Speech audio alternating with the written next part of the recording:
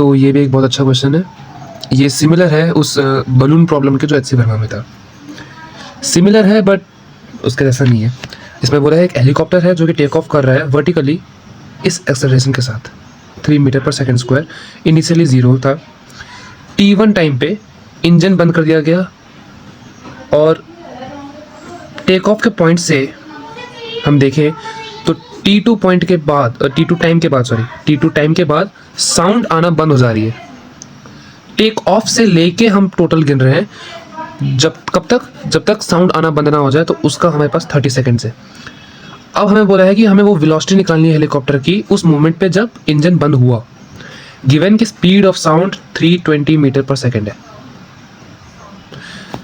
अच्छा, इसका डायग्राम कैसा है? इसमें यह है कि हेलीकॉप्टर यहाँ से टेक ऑफ हुआ, एक्सेलरेशन 3 मीटर पर सेकंड स्क्वायर, और कॉन्स्टेंटली हेलीकॉप्टर से साउंड आ जा रही है।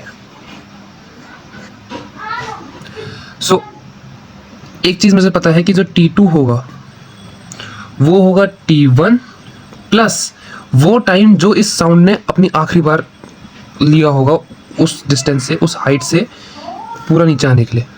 मतलब क्या बोलूँ उसको कुछ TH मान लेते हैं। So 30 is equals to T1 plus TH। ये आपका टोटल टाइम है साउंड के लिए भी। साउंड मतलब ये आपका टोटल टाइम है साउंड जो वापस ग्राउंड पे आने का ले रही है, प्लस वो T1 टाइम जो हेलीकॉप्टर ने उस हाइट तक पहुंचने के लिए लिया होगा। ठीक, तो अब हम ये लेट कर लेते हैं कि ये किसी h हाइट पे पहुंच गया था। सो हम इक्वेशन ऑफ मोशन लगाएंगे तो h is equals to half 3T1 का स्क्वायर। जब हम इस लास्ट साउंड की बात बोलेंगे तो हम बोलते हैं कि ये जब हम लास्ट साउंड की बात बोलते हैं तो हम बोलते हैं कि v is equals to distance upon time. तो कितना डिस्टेंस चला ये?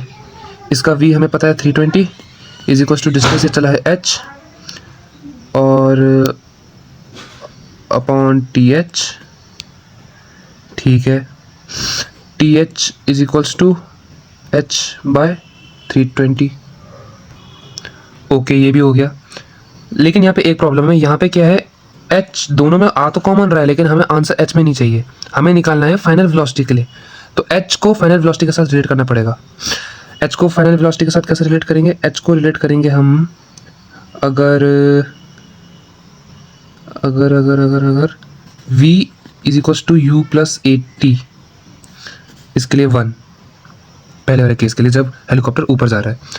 v हमें निकालना है, u 0 है तो v is equals to 3T1। So T1 is equals to v by 3। इसको इसमें पुट करेंगे। So h is equals to 3/2 v square by 9। इधर से 3 कटेगा, v square by 6। h is equals to v square by 6। इसको इधर put करेंगे h की वैल्यू को, तो TH निकल जाएगा हमारा। TH हमारा निकलेगा v स्क्वायर बाय 0, 6 2 12, 1 6 18 प्लस 1 19। अब हमारे पास सब कुछ फाइनल वेलोसिटी के टर्म पे आ गया है। T1 भी, TH भी, और इन दोनों को हम प्लस करेंगे अगर, तो इनका आंसर हमें पता है कि 30 होगा। सो जब हम T1 और TH की वैल्यू पुट करेंगे उस इक्वेशन में, जब 30 सेकंड्स की इक्वल आ रहा है दोनों का सम, तो ये क्वाड्रेटिक बन जाएगी। तो ये हो जाएगा v square plus 640v is equals to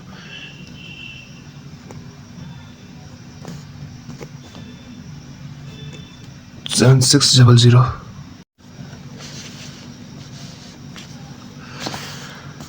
यानी कि v square plus 640v minus 57600 is equals to 0। इसमें इसका फैक्टर नहीं बन रहे होंगे तो v is equals to minus 640 plus minus under root of b square 640 times 640 मतलब 16 636 6 9 10 4 माइनस 4AC।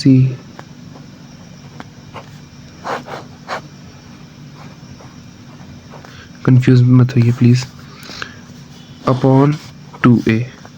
सो मतलब v is equal to -640 plus minus under root of 409600 plus 4002 4028 plus 230 3 4 5 20 plus 323 upon 2, जो कि हो जाएगा -640 प्लस माइनस अंडर रूट में 0 0 0 0 4, एक minute ना, ठीक है 4 and 4 plus 2 6 upon 2. Okay, v is equals to -640 plus minus under root भी बोलो कि क्या 64 इंटू 10 की power 1234 upon 2. v is equals to, अब मैं इस माइनस साइन को हटा देता हूँ क्योंकि माइनस माइनस वेलोसिटी नेगेटिव में आ जाएगी और वेलोसिटी नेगेटिव में होगी नहीं. क्यों नहीं होगी?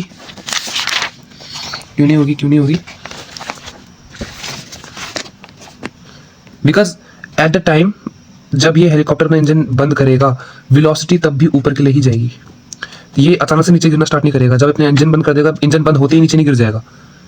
ये जिस स्पीड से ऊपर जा रहा था, जिस एक्सेलरेशन से ऊपर जा रहा था ना, तो जिस स्पीड पे ये अपना इंजन बंद कर देगा उसी स्पीड से कंटिन्यू करेगा और फिर इस पे ग्रेविटी का इफेक्ट लगना स्टार्ट हो जाएगा. तो वेलोसिटी ऊपर के लिए ही लगने वाली है. नेगेटिव वेलोसिटी मतलब वो नीचे के लिए गिरेगा. वेलोसिटी नेगेटिव मत कीजिए. सो इसका तो मेरे को आंसर पता है 640 प्लस इसका 8 टाइम्स 10 स्क्वायर अपॉन 2 से काट ही देते हैं. 6 and 2 4 8 means 400 minus 320 is equals to 80 meter per second. Here is the answer.